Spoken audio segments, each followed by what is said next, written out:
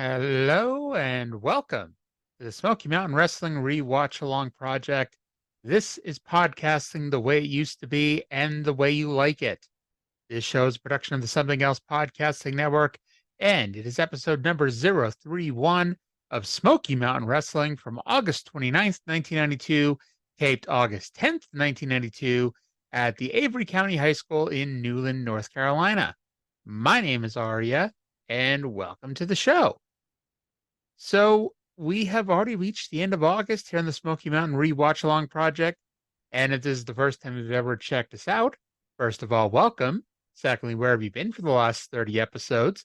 But thirdly, what we do here is we watch every single episode of Mid-South Wrestling, beginning with episode number 1 on February 1st, 1992. And we will go all the way to episode number 200 on November 26th, 1995. And we go show by show, interview by interview, angle by angle. We talk about the good, the bad, the ugly, the in-between, and go from there. If you like what you're hearing, give us a like, give us a thumbs up, give us a comment. This is a one-person show, ladies and gentlemen. So if you enjoy it, I appreciate the feedback. And for the kind people on YouTube who said, "Who the hell asked for this?" Turn the show off, I guess. I don't know what to tell you, dude. I'm not forcing you to listen. Appreciate it, but I'm not forcing you to. Anywho, in addition, at the end of the show, we also talk about what else happened in this week of wrestling. Because while I might tell you August 29th, 1992, you might be sitting here like, okay, I need a reference point. What else was happening in wrestling on August 29th, 1992? And there might be some people out there raising their hands right now going, I know what happened on August 29th, 1992. I know what happened on August 29th, 1992. And that's awesome, but not everybody does. So that's why we have the end of the show, is to talk about that. But for now, let's go to Smoky Mountain Wrestling, August 29th, 1992, from Avery County High School in Newland, North Carolina, in front of approximately, now I couldn't find a attendance online, so this is just a guesstimate. If I had to guesstimate, we're looking at around 200 people. Looks good. It's a small high school gym. So 200 people in a small high school gym, it looks good. It looks full. But let's go to the intro of tonight's show. It's with Bob Caudle and Dutch Mantell, and we will come back and go from there. Hi, wrestling fans. Welcome to another action-packed hour of Smoky Mountain Wrestling. Professional wrestling the way it used to be and the way you like it. I'm Bob Caudle, fans, and on this week's program, you're going to see the Fantastics and Killer Kyle in action. Also, we'll have an update on the price on Brian Lee's head, a title defense by the Dirty White Boy, news on the Heavenly Bodies' efforts to get a tag title match, and our main event, Dutch Rock and Roll Express against the Stud Stable. And my tag partner right here, Dutch Mantell. Dutch, that's a great card. Man, I feel good today, and today, fans, stay tuned, because on Down and Dirty with Dutch, we're going to see the official contract signing between the Heavenly Bodies and the Fantastics, and just wait to see what Cornette had to put up to get it. You'll be surprised. All right, fans, that and more during this hour. We're about ready. Let's go to the ring. Now, Dutch says you'll be surprised what Jim Cornette had to put up to get this match, keeping in mind that last week they offered $10,000 and that did not do the trick. So you might be incredibly surprised with what they had to put up to get this match, and we'll talk about that here in a few minutes. I should note that I've been mentioning we're at the end of Buddy Landell's era here in Smoky Mountain Wrestling, and I was under the impression he wrestles this week. He does not. I had seen a result for him. I'm assuming he wrestles next week. But again, this is his last TV taping. So enjoy it while it lasts, because Lord knows I am. By the way, main event this week, Rock and Roll Express versus Stud Stable. Dirty White Boy is going to be defending the title against right now an unnamed opponent. And we're going to have a contract signing, like we mentioned, with the Heavenly Baddies. I don't know what I sounded right there, but it's the Heavenly Bodies, not to be confused with the Heavenly Baddies, who it might be Jade Cargill's stable in WWE at this point. But the Heavenly Bodies and the Fantastics are going to be on Down Dirty with Dutch doing a contract signing. So we go to the ring for our first match. It is Smoky Mountain Tag Team Champions, the Fantastics, versus Paul Lee and Mike Sampson. So Paul Lee and Buddy Landell lasted a single week as a tag team. It was announced that the tag team title match between the Heavenly Bodies and the Fantastics will happen next week. Lee and Sampson tried to double team the champs, but it really didn't work out. And this was just a fun showcase match for our champions. Bob and Dutch talk about how the Fantastics have learned a new move in Japan. So, man, when you think about, the great moves you sometimes see in Japan and everybody's had, like, think about, like, the Fultons are on the small side. Like, they're not, skinny guys, but, they're not giants. So you're thinking, okay, what fantastical move? Because they go to All Japan. So what great move did they see Masawa do, or Kabashi, or Jumbo Saruta, maybe Stan Hansen? What did they see over in Japan that they're going to bring back over here to the United States and set the world on fire? They brought in a sleeper hold. A sleeper hold, ladies and gentlemen. A sleeper hold. And not just a sleeper hold, I guess. This was the Oriental Sleeper. Ooh, ah. And Jackie learned it from an Oriental master who Dutch said they can't even pronounce the name of, which, fantastic. In case you're curious, the difference between the regular sleeper hold and the Oriental Sleeper hold, the Oriental Sleeper hold causes Jackie to move back and forth while doing it and kind of shaking his opponent back and forth. Jackie beat Paul Lee with the Oriental Sleeper hold. And then, of course, this being 1992, and we're, it's pro wrestling the way it used to be and the way you like it. So we have to use 1980s logic. After the match, after Jackie put him to sleep, Jackie propped up Paul Lee, chopped him in the back of the head and neck, and woke him up, because that's what good baby faces do after the sleeper hold. They show us a replay of the Paul Orndorff-Ronnie Garvin match from last week. Go check out last week's show if you want to hear more about it. And now Ron Garvin has something to say. Let's go to Bob Caudle with the former NWA World Heavyweight Champion. All right, fans, I'm here with Ronnie Garvin. Garvin, we got another look, Ronnie, at what happened to you last week. And as I said then, I know you didn't want to win that match that way. Of course, a win is always great. But you and Paul Orndorff, you could just see the arrows darting between you. The whole thing started, let me say, I was a weekend warrior, sort of. I was wrestling on the weekend because I'm trying to get out of wrestling completely, because I'm all in one piece. I'm not crippled, and I feel that I had a great career. So for some reason, Smoky Mountain Wrestling called me and asked me to come and be Brian Lee's partner. The reason you're great, that's the reason. Well, I was very flattered from the fans' letters and saying that I was the toughest man and all that, and it was a great compliment, and I'd like to say thank you. But I didn't have in mind to be in the middle of a fight like this, on a controversy. I didn't have in mind anything like this to happen. I came in for one night only, was to help Brian Lee, and help him I did. And it turned out that Paul Orndorff, you want to stretch this thing completely out of proportion. Well, I'm going to tell you, I got quite a track record. I'm a former world champion. I've beaten Andre the Giant. I've beaten the best in the sports. I'm trying to get out of the sports. But you're telling me that you want to pile drive me and cripple me. And it's very obvious by the way you wrestle that he wants to pile drive me. Well, the pile driver is the most dangerous hold in professional wrestling.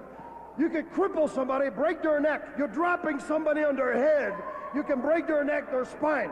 Well, I don't want anything like that to happen to me. But you back me against the wall, and I don't back down from anybody. Nobody. And Paul Orndorff, I'm going to tell you something. I've pile drive people before you ever dream of pile driving anybody. And the difference between my pile driver and your pile driver is nobody's ever got up. And I promise you before it's over, with my name as Ronnie Garvin and my word of honor, that Paul Orndorff, I will pile drive you and you will not get out. Wait kind of a man, if you're half the man that you say you are, we'll get this damn thing on right now. I don't give a damn. We'll get it on right now. Come on, man. Go. I'll take him anywhere, any place, but I don't think it's a place. I don't think this is the proper place. You see what kind of nut I'm dealing with? Well, I'm a nut myself, and don't make me mad, because when I get mad, I lose it completely. All right, fans, we're going to get some order restored here. We'll be back right after we take this time out. Pulling with the wrong man, my man. All right. So Garvin comes out. He says he was looking to be a weekend warrior because he's trying to get out of the wrestling business. He's been wrestling, really long time at this point, and it's spiraling down to the end of the career, and so he'd like to, basically work his way out of pro wrestling at this point.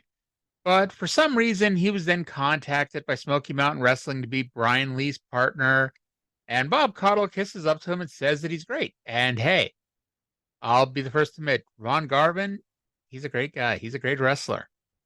But he came in, he agreed to come in for one night and one night only to help out Primetime Brian Lee. But to quote him, Paul Orndorff kept stretching this out of proportion. Garvin just wants to retire, but Orndorff keeps threatening to cripple him, and he backs down from nobody. Now, Garvin, at this point of the promo, I note that Garvin is not known as a great promo, but this was perfectly fine. However, in the same sense that we need to give Tim Horner a 30-second rule, we might have to give Ronnie Garvin a 90-second rule. Because at the 90-second mark, this is when Paul Orndorff comes out, who's still, by the way, Ronnie Garvin completely dry, because they just wrestled, if I had to guess, was probably 20 to 25 minutes before this.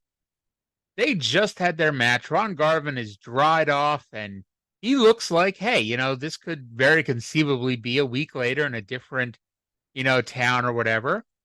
Paul Orndorff is still covered in sweat from head to toe. It's like he went backstage and decided to run a 5K or something before coming back out to do this promo. But anyway, Paul Orndorff comes out and says he wants to wrestle again.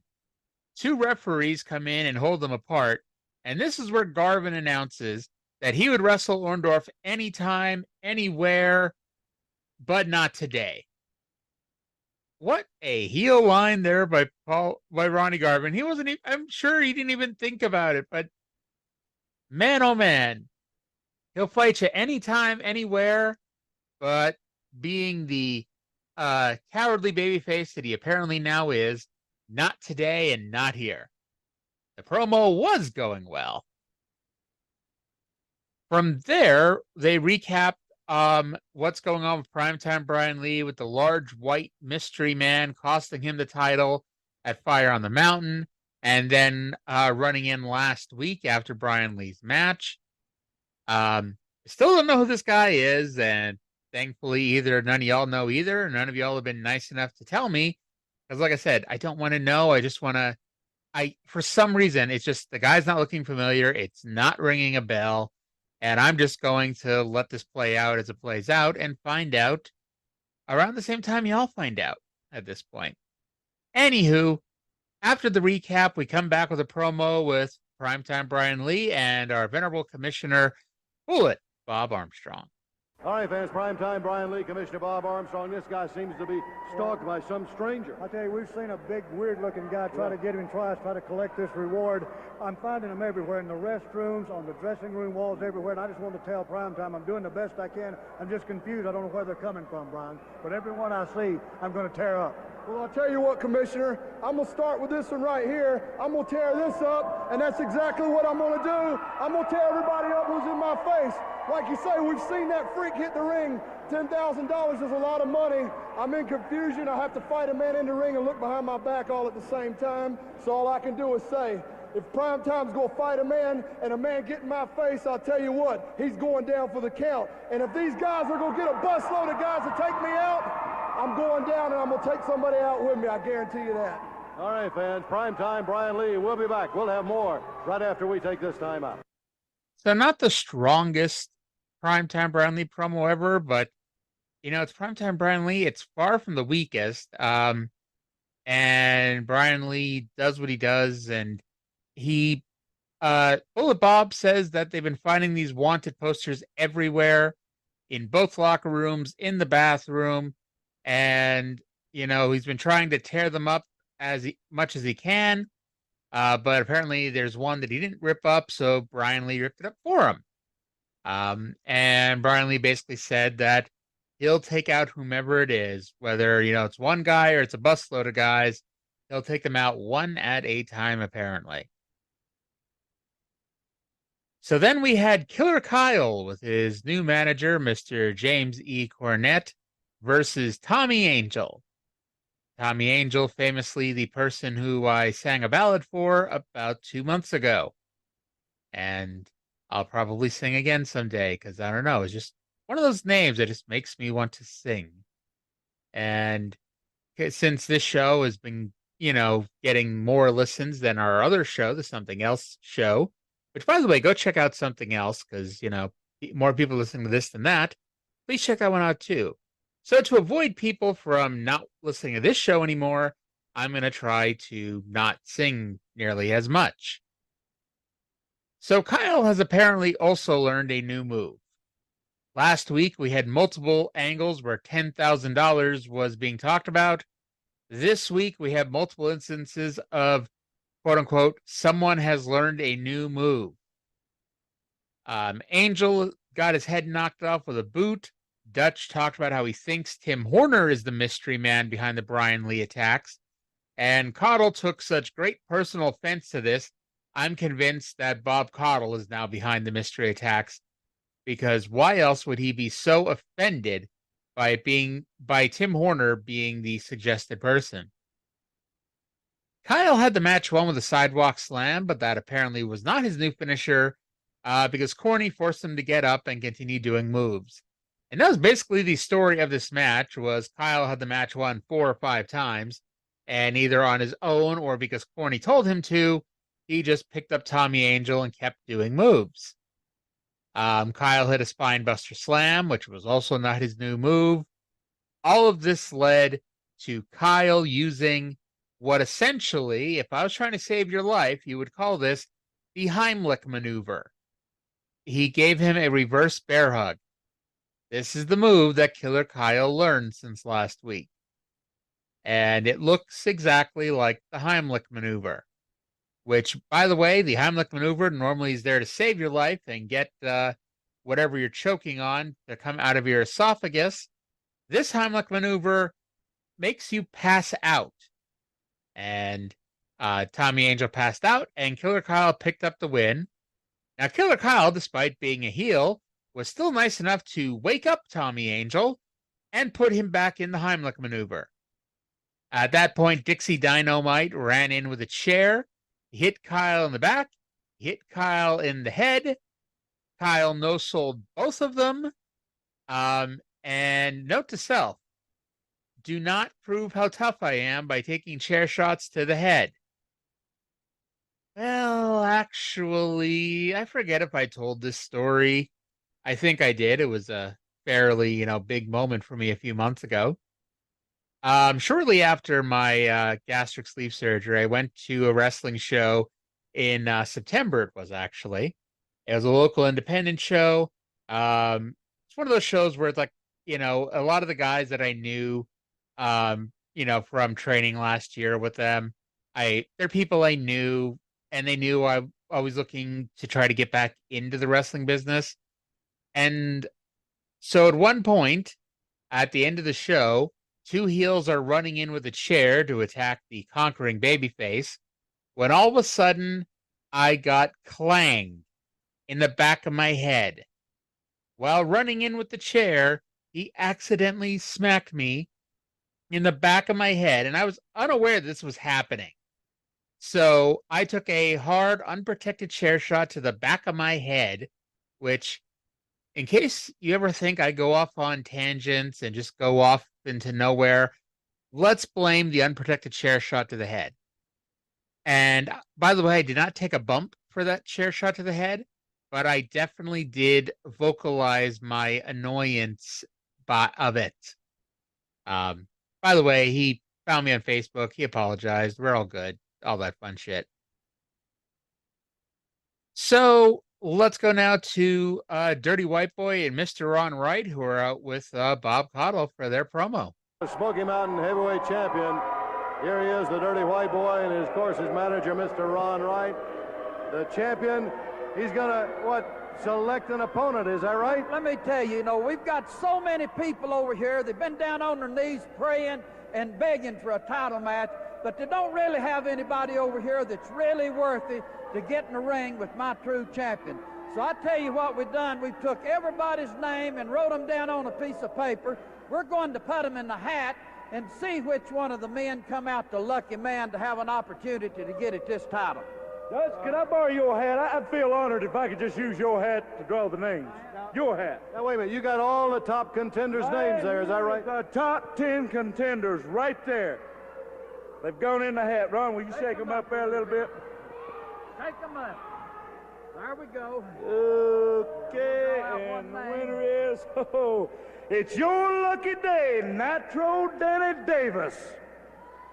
There you go. Nitro, come here. Now, Nitro Danny Davis, everybody knows that you've been the world's light heavyweight champion. Well, son, now it's time to prove yourself and move up in the world to bigger and better things. And let me tell you something, Danny. That's going to be one hell of a task to do. All right, fans, there it is. The heavyweight champion, the Dirty White Boy, Nitro Danny Davis. We'll have the action when we come back right after this. All right. So Dirty White Boy and Mr. Ron Wright, they've decided that in order to choose a fair challenger, because nobody in this area is good enough to get in the ring with Dirty White Boy, in order to choose a fair challenger to wrestle Dirty White Boy for the Smoky Mountain title, we're going to throw the name of the alleged top 10 contenders into a hat. We'll pick one out, and one of them will get tonight's title shot and get a match with Dirty White Boy for the Smoky Mountain title. They threw the names in the hat, and the winner was Nitro Danny Davis. And this is when they announced, you heard that Danny Davis was apparently the former light heavyweight champion of the world. Not sure where he won that. Not sure when he won that. But apparently he is now the former world's light heavyweight champion. Now, here's the funny thing. And they may play this out next week. Maybe there'll be something else. However, at no point do they imply that this was anything but a fair drawing. Like, there was no Bob Caudle side glance at the TV that Nitro Danny Davis, a guy who, has lost far more than he's won in Smoky Mountain, was the person chosen. Nobody sat here and went, oh, let me go through the names in the hat here. Oh, look, they were all Nitro Danny Davis. No. We're all like this. They are playing this off, at least this week, as a legitimate drawing that Dirty White Boy legitimately drew the name of Nitro Danny Davis, and a drawing where, legitimately the top contenders were there. Now, calling Danny Davis a top 10 contender is probably a bit of a stretch. Let me see here. If you were to go top 10 at Smoky Mountain right now, you're, just singles wrestlers. And that, I guess, when you just get your singles wrestler, he probably is. But you have Primetime Brian Lee, you have Tim Horner, Orndorff, Garvin, Killer Kyle, Dixie Dynamite, Buddy Landell. Honestly, he might end up being top 10 just because if you only consider singles wrestlers, now that Jimmy Golden and Robert Gibson are now in tag teams, it's not like they've got 30 guys. So, yeah, it's conceivable that Danny Davis might be the number 10 contender. There's probably somebody out there screaming, hey, how could you not remember these three singles wrestlers? Like, Paul Lee. But Paul Lee doesn't win either. So, yeah, I'm just kind of blanking on who else would be there that could get it. Hey, Dutch wrestles on house shows sometimes. Maybe he's one of the top 10 contenders too. Wouldn't that have been great to use Dutch's hat to pull out one name at random to get a title shot, and it was Dutch Mantell? That obviously would just be tremendous here. So Nitro Danny Davis is in the back preparing for his Smoky Mountain title match, but that's not the only big thing happening, not the only title situation that we're talking about. Let's go to Down and Dirty with Dutch and our contract signing for next week's tag team title match. Welcome to Down and Dirty with Dutch. I'm Dutch Mantell, and you're not. Today we are gathered here for a monumental signing for the Smoky Mountain Tag Team Championship belts. Probably the most monumental signing in all of Smoky Mountain Wrestling and possibly all of professional wrestling. Jimmy Cornette has put up $20,000 against the Fantastics against the belt, and we are here to see if the signing will occur. Bobby Fulton, your comments on this match right now. Well, I'll tell you, anytime I start thinking about the heavenly bodies, I got to say I'm thinking of low-life scum. And I told those guys right from the start in Cornette, you can tell your mama we were going to make you wait on a title shot. There was other teams. Well, I got this to say to you, $20,000 is a lot, but we'd whip on these guys for free, wouldn't we, Jackie? And let me tell you something. Put your money where your mouth is, punk. We'll sign the dotted line for 20 grand. Okay, Bob Armstrong. Joining me right now, of course, the Heavenly Bodies, the Fantastic, and the Commissioner, Bob Armstrong. Bob Armstrong, your comments on this signing. Well, I've got this to say. I'm not going to take a check from Jimmy Cornette or his mother. Now, if they put cash in my hand, I'll take it to the Smoky Mountain Bank, and then we'll have this match as long as I get cash money. Hey, Cash money. Okay, let Jimmy. me say something. First of all, don't bring my mother into this. Sure, she's putting the money up, but she's the silent partner. And let me tell you something, Fulton, and you listen real good. You're going to choke on this 20 grand, brother, because I want one thing more. In addition to the titles being on the line, in addition to the 20 grand in cash being put up, I don't want, Mr. Armstrong, I don't want to leave my 20 grand on a whim of one of your 125-pound soaking wet referees around here that you control like a puppet that does everything that you say. I don't want the referee to decide where the 20 grand goes. I want the best men to win. So I want a no disqualification clause in that contract that states that there's no way that the referee can call that match off for any circumstances. Okay, Mr. Fulton, your comments. Do you accept that? You want? Let me tell you something right now, Cornette. I think we proved in that barbed wire match that we could beat you, even though you didn't interfere bodily. There was either powder, my brother said, was thrown in his eyes. That tennis racket made it in the ring. Well, let me tell you something. Hold it. I want to just say something privately to Bob Armstrong. Hey, what is this? Hey, can they do this? Can they do this? Look at this, the same What is this? That's conspiracy. Wait a minute. What's going on? I demand what's going on here. It's the same Okay, thing.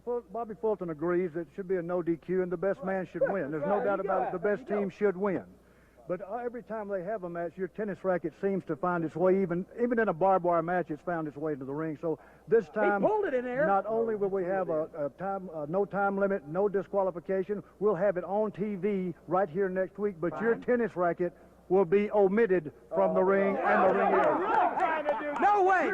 Hey, let me tell you something. You counted the pin. You counted the pin for him. You gave him the belts. You set the... You go stand up. Wait a minute, guys. You never You know when set to the quit. match up. If you don't sign it, there will be a no match. Is that simple enough? You've done everything you can to get the belts on him. Now that they got him, you ain't going to let... Why don't you just pull a gun out and shoot us, Armstrong? You get it over with, you goof. Sign it. Sign it, Jimmy. We'll take it. Dude, I can't wait for this. I can't wait for this. You're going to choke on that 20 grand and that contract. Sign him up good, Fulton. Okay, guys. Okay, fans, you saw it next week right here on television. The Heavenly Bodies. Wait a minute, guys. The Heavenly Bodies versus the Fantastic. $20,000 on the line against the belts. Next week, stay tuned, fans. We'll be back in 2 minutes. Okay. So to clear up last week's weirdness, because, the question was where the hell, last week's was $10,000. So the question last week was where the hell is this $10,000 coming from? Or we know where it's coming from, but where is it going? What is the stipulation? So from best that I can tell, and we'll see next week, I guess, if I'm right, it is the Fantastics if they win. So it's the tag team titles versus $20,000. And so if they win, they get $20,000. If they lose the tag team titles to the Heavenly Bodies. Bob Caudle points out that he doesn't trust receiving a check from either Jim or Mama Cornette. What a slap in the face of Mama. Poor Mama at this point. He she's just taking a beating these last few weeks here on TV. But they want cash. They wanted to deposit cash in the Smoky Mountain bank account.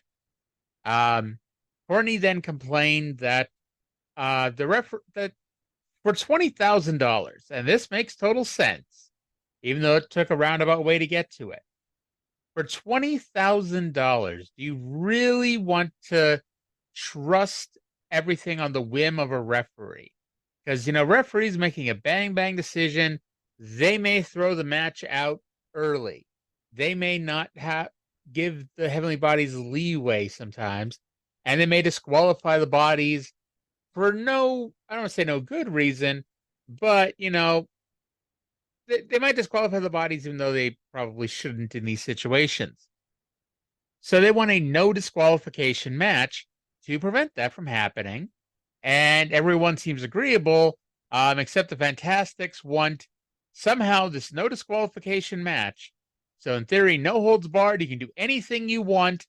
However, Jim Cornette is not allowed to have a tennis racket at ringside. So anything else goes. You could bring a gun to the ring. You could bring a baseball bat. You could bring anything you want, any sort of weapon. The one thing not allowed at ringside is a tennis racket. Okay, then. And I think the wheels are turning in Jim Cornette's head where they're like, wait a second. That's all they want? That's all they want is no tennis racket. There are 5 million gimmicks I could bring out. Hell, maybe Jim Cornette takes up hockey next week and brings a hockey puck with him and throws it at, the Fantastic. Now that's something I don't think you've ever seen in wrestling is even when Bill Irwin was in the WWF as the Goon, as a hockey player, at no point did they ever think, hey, have him bring hockey pucks to the ring and just throw them at his opponents. Now, of course, that would require him to get a push, which he didn't get. But, that's another argument for another day. I should point out that this basically was done at the announce desk just before the fans came in, because they used the incredibly heavy oak announce desk to sign the contract at. Like, I haven't really talked about this, but it looks like a credenza that would be at your grandmother's house. This thing looks like it weighs well over 100 pounds. And here's a spoiler, you see a lot of announce tables get broken in wrestling. As I record this, last night was the AEW Full Gear show where the announce desk broke before they even got to it in the Jay White MJF match. However, this table is not going to break. I can say that without any fear of being proven wrong. That thing is staying in one piece. So then we have our Smoky Mountain title match. It is Dirty White Boy with Mr. Ron Wright putting the championship on the line against Nitro Danny Davis. Dutch expands his prior comments about Tim Horner and said that it may also be the Fantastics that are behind the attacks on Brian Lee. And I should point out that Bob Caudle, who was so offended over the thought that it could be Tim Horner, was not that offended that it was the Fantastics. So my latest theory is that the people behind this random attack on Brian Lee are Bob Caudle and the Fantastics. Nobody would see that coming. Nobody. Anyway, so the bell rang and DWB backed away to start the match. So Danny Davis, the babyface, grabbed Dirty White Boy by his hair and yanked him back into the ring. And a lot of ways in this match, it was reminiscent of the old school NWA Touring World Champions, as Dirty White Boy took a challenger that, let's be honest, he had no chance of winning, and everybody knew he had no chance of winning. But he made Nitro Danny Davis look like $1 million in the process of losing to him. At this point, by the way, Tim Horner came to the announce desk, and Bob Caudle gave him his headset to do commentary. And as we've talked about in the past, Dutch just turns it. It's a 180 anytime a babyface is around Dutch. All of a sudden, Horner is the greatest guy of all time. He deserves a title shot, and nobody deserves a title shot before good old Tim Horner. Horner talks about how fast he is. He says he's not called White Lightning because he's slow as molasses. Imagine how slow the natural bridge would be if he thought that he was slow. Anyway, Horner says he doesn't know if he could beat Dirty White Boy, but he wants the chance to prove that he can beat Dirty White Boy, which ultimately is not the worst line that Tim Horner ever came out with. Anyway, back in the ring, Mr. Ron Wright gives Dirty White Boy a foreign object, and White Boy knocked Davis the fuck out for the win. Now, Horner, as we've talked about, Horner's been all right. He was doing commentary here, but it wouldn't be Tim Horner if he didn't do something very Tim Horner-ish. Now, we've all seen headsets in wrestling. I'm wearing a headset right now. It's always funny hearing yourself echo in your ears sometimes. However, it's not that hard to take a headset on and off. I think anybody listening to this, even if you've never worn a headset in your life, picture a headset on your head. Now picture removing the headset. And I want you to think, hey, I wonder how I could take that headset off. Tim Horner could not figure out how to take the headset off. Anyway, he does eventually get it off, and he runs to the ring. Dirty White Boy rolls out of the ring and rolls Mr. Ron Wright out of the ringside area. So that match is coming here, people. And actually with that match will also come one of the most famous moments in Smoky Mountain Wrestling history once these two really start going. Main event time, Rock and Roll Express versus the Stud Stable, Jimmy Golden and Robert Fuller. Coddle's explanation as to why the fans love the Rock and Roll Express is because they are enthusiastic young men who put their all into their matches. Weirdly enough, I would say that's how you might describe the Young Bucks once upon a time. Enthusiastic young men who put their all into their matches. The match starts with Fuller and Golden attacking Morton and Gibson while they still had their jackets on. The faces got the best of them and sent them reeling to the outside. While the match settled down, Dutch said that when Horner was out here, he told Horner that if he mouths off, then Dutch would have to slap him. Coddle basically called him out on that. By the way, we've talked about in the past that Coddle and Dutch are friends and they get along. They do reference that here, that they get along. They're not super close, but they do get along. Anywho, Morton and Gibson took turns covering Golden without tagging in and out, and the referee just allowed it. I don't know what the hell's going on with these referees these days. Fuller was screaming about how unfair this was, and Coddle somehow justified what was happening here. Shockingly, the heels got the heat on Ricky Morton after Fuller put his knee into Morton's back. Golden slapped on a bear hug, which was not the finish here, and Morton fought to the corner, but just as he was about to get the tag, Fuller distracted the referee so he didn't see it, and he stopped Gibson from getting in. Seconds later, Fuller distracted the referee again, so Golden could heave Morton over the top rope, which would be a disqualification had the referee seen it. Finally, Morton makes the hot tag, and we breaks down into a four-way brawl.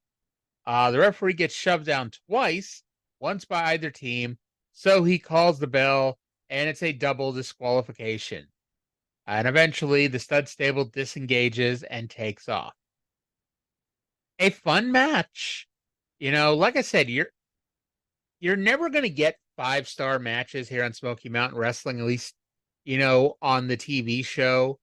That Heavenly Bodies Fantastics barbed wire cage match got 5 stars in the Observer, but but it's like, again, while you saw highlights on the show, that was it. This was a really good TV match.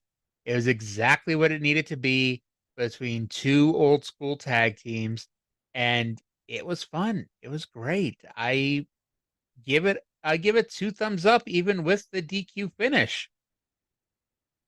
And so then while the stud stable has disengaged and run off, the Rock and Roll Express are still here and they have something to say to end our show. Depends on what a match it was. What a TV debut.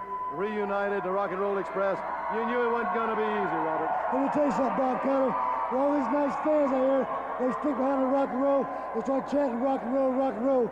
Let me tell you something, Stud Stable. It's going to be one long day in hell, baby, before you beat the Rock and Roll Express. You see, Bob Connell? You see what I'm talking about? When it comes to the Rock and Roll Express, that's what we're made of. That's what we're made of, Stud Stable. You see, we might be small and stiff, but our hearts are as big as all outdoors. Now you see, you might have won the battle, but the war has just begun because rock and roll is here to stay. We're not here to play, baby. All right, fans, Rock and Roll Express, what a debut on television right here on Smoky Mountain Wrestling. Next week, the $20,000 challenge match, the Heavenly Bodies against the Fantastics, no disqualification. That next week right here on Smoky Mountain Wrestling. All right. So Gibson puts over all the nice fans who support them. Morton says their hearts are as big as the outdoors, and this war has just begun. Now, just try to keep in mind here, folks, that they basically was a promo where they said nothing. You know, you don't need every promo to be the greatest promo this side of the world. Sometimes you just need basically a maintenance promo, and that's what that was. It was a way to end the show on a high note with the baby faces getting to stand tall, and that's all you needed for this one here. By the way, as we think I've mentioned this, if you take a drink every time Ricky Morton says they're not here to play, they're here to stay, you will get liver disease by the end of 200 episodes. So 31 down, 169 to go. Another good episode here. We are really rolling. Like I mentioned, those first, the first 15 or so episodes leading up to Volunteer Slam, it was a little slow, just while they were trying to set up feuds and angles and everything. And then once Volunteer Slam happened and we had champions and we had established angles, things just heated up from there and they were really on a roll. And that's where we are. And, right now we're in front of 200 people on TV tapings, maybe 1,000 people in Knoxville on a good month, but it's going to pick up and it's going to get even better and even hotter over the next couple years. And really, while it has obviously every company, even at their best, take WWF 98 to 2000, it was still, you could still point to shit and be like, okay, this is a mess. There will still be stuff that's a bit of a mess, but the good is going to far outweigh the bad, at least until the very end. The very end goes diving off a cliff. Weirdly enough, around the time Ricky Morton leaves. So, but that is something to talk about in episode 180 and not episode 31. So what else happened this week in wrestling? August 29th, 1992 was also the day that SummerSlam 1992 occurred. It drew what is, to this day, the second highest legit paid attendance in WWE history of 79,355. The only show in WWE history that had a higher paid attendance is WrestleMania 32 in Dallas. And famously, the show is, of course, main evented by Bret Hart losing the Intercontinental title to the British Bulldog in his home country. And honestly, in a lot of ways, this match is what got Bret the world title, because he proved that he could be the main event. He proved that, he could carry somebody and have a fantastic main event match and a memorable main event match. Because, let's be honest, people still remember this match to this day. And we'll get to this later, but even with the Flair Savage Warrior top of the card, Vince was looking for something different at this point. By the way, forgotten in this, because everyone remembers the main event, but not a whole lot of people remember that Savage and Warrior had a hell of a WWF title match, which was technically the main event advertised on the pay-per-view, even though Bulldog versus Brett went last. And Warrior won by count out. The show was taped in 8/29, aired in the United States on Monday, August 31st, and it actually did the lowest buy rate of any WWF pay-per-view up to this point, and could be blamed on a combination of two things. The first, it being the first WWF pay-per-view ever without Hulk Hogan, and that may not sound like a big deal, but it really was at the time, because every other show had Hogan in it. And then the other reason is because, like we mentioned, the show was taped on Saturday and aired on Monday. The results were published in the New York Daily News. And this is, pre-internet, mind you, if it was the internet, you would have read the results right away. But pre-internet, people read the fucking newspaper. So if you woke up Monday morning and got the New York Daily News, you already knew every single thing that happened. And thus, why bother buying the pay-per-view, right? Anywho, on September 1st, Ric Flair won the WWF title for a second time in Hershey, Pennsylvania, in a match that was famously retaped. You want to talk about, slapping wrestling not being real in your audience's face? Vince was so annoyed by what was going on in this match that he made them stop in the middle of the match, go backstage, and then come back out later to do the match over again. Legit. That seriously happened. And finally, in a moment that we all knew was coming, and it just took this long to get there, the World Bodybuilding Federation is no more. They're not going to make an official announcement, but there was a news report that there would be no more bodybuilding pay-per-views, and the WBF Body Stars TV show will cease production in a few weeks after their current commitment runs out. So that's going to do it for this week's episode of the Smoky Mountain Re-Watch-Along Project. I hope you all enjoyed it. Please continue to listen. Please check out something else with Ari and Not KJ, where we talk about Mid-South Wrestling. It's the end of 1982 over there, so go check it out. And thank you all for listening, and we'll talk to you again in 7 days.